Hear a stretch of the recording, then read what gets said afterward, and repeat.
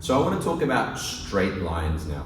Now, in Wing Chun, we have the concept of directness, which is linked to the use of straight lines. So straight lines is the concept where you always want to take the shortest distance between 2 points because it's the fastest. And in combat, you want to be as quick as possible. The difference of half a second or even a millisecond can be the difference between you getting yourself knocked out or knocking someone out, winning or losing. So when in a self-defense situation, you want to be sure you do utilize that concept so you're as fast as you can be. And simply put, it's making sure that your limbs take straight lines to the target. Yeah? It doesn't mean that circular strikes aren't valid, because they are. We do practice them in the Wing Chun system. It's just that you want to have in mind that you take the shortest distance where and when possible. So for example, we're in a situation here, my hand to his throat is the shortest distance here, bang, straight to the target. It's really as simple as that. Or even if my hand happens to be out here for some reason, maybe we're in a scuffle, my hand ends out in this direction to take a straight line to the target as well. So this is a really simple one, and I mean it's very elementary. However, it's a good guideline when you're practicing. So for example, Carson puts up any type of guard. We, maybe not a Wing Chun guard, so boxing guard, or whatever. And we come into contact, so we're in a fight situation here.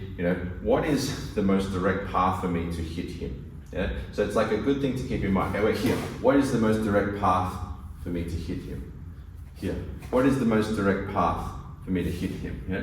So the first part of it is to make sure you take straight lines, even with kicking, right? So my foot to his groin, straight line. I want to drive my foot straight up through the groin in a straight line, or my foot to his knee, straight line to the target.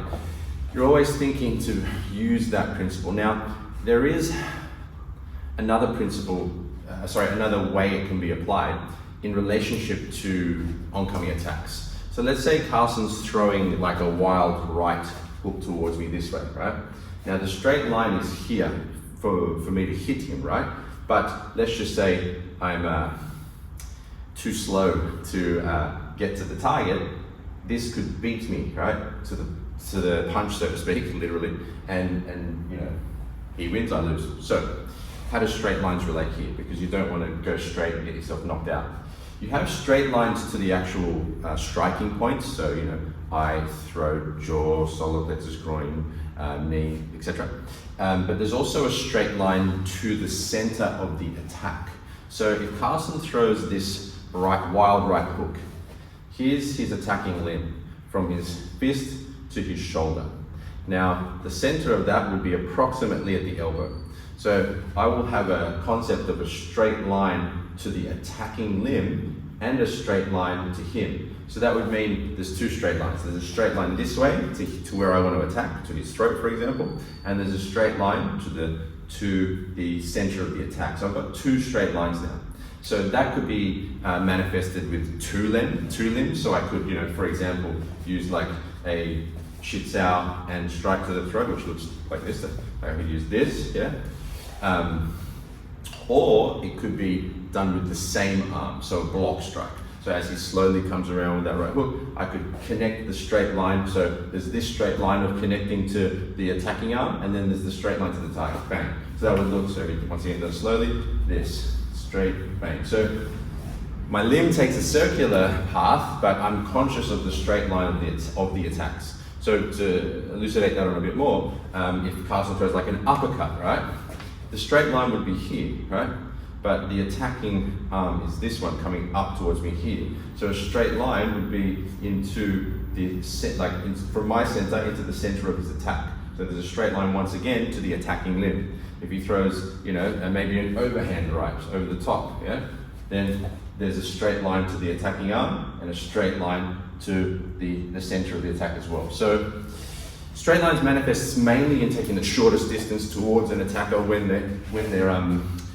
you're in a self-defense situation. So that's the main way that it manifests. But the secondary way is the straight lines to the offensive tool they're using, whether it's a kick or a punch. So this skill isn't so much something that you need to consciously think about when you're fighting. It's more cultivated in your sparring and your sticking hands, where you get used to the kind of, you do a lot of sticking hands training, so you get used to the different straight lines that are utilized in contact and in combat. So that's the main couple expressions of straight lines in Wing Chun, and it's linked to directness. If you do have any questions about that, feel free to put them into the community, and I look forward to seeing you in our next video.